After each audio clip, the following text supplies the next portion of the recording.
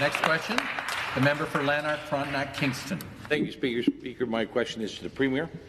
In my supplemental question yesterday, I asked this government if the people of Ontario should prepare for internment camps.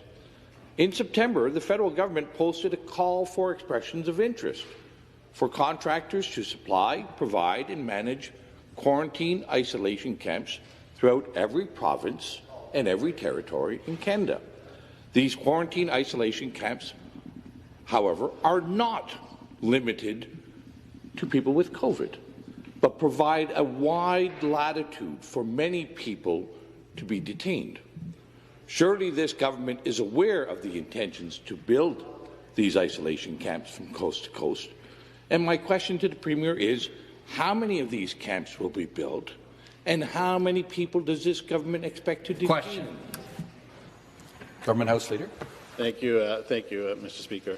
It is very true that when people leave the country and when they come back in, that the province is suggesting, and the federal government, in cooperation with the federal government, we are suggesting that people isolate themselves. That has been a practice that has been very successful, not only here in the province of Ontario, but across Canada. And we will, of course, be redoubling our efforts to make sure that the people of the province of Ontario remain safe, Mr. Speaker. So if the member is referring to the fact that that one of the public health policies is that when you return from a jurisdiction outside of the province of Ontario or from another country that you isolate yourself for 2 weeks, I would suggest that has been a good policy that has been working. In fact, this House has been doing the same thing since we came back. We are working in cohorts to make sure that the Legislative Assembly can continue to operate. That's why we have 2 separate cohorts.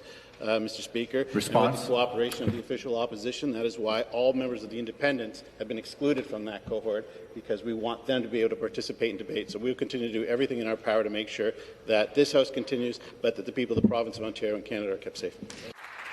Supplementary question. Again, back to the Premier. Here's the RFP, and in the RFP it uses clear language to express that these camps can be used for a broad spectrum of people, not limited to travellers. Indeed, it doesn't even mention international travellers. It's just a broad latitude of people. And I'll send over the copy of the RFP after. So your government must be in negotiations and aware of these plans to potentially detain and isolate citizens and residents of our country, in our province. So, Speaker, to the Premier, where will these camps be built? How many people will be detained? And for what reasons? For what reasons can people be kept in these isolation camps? And I'd like to have the Premier assure the people of Ontario. Member, take a seat.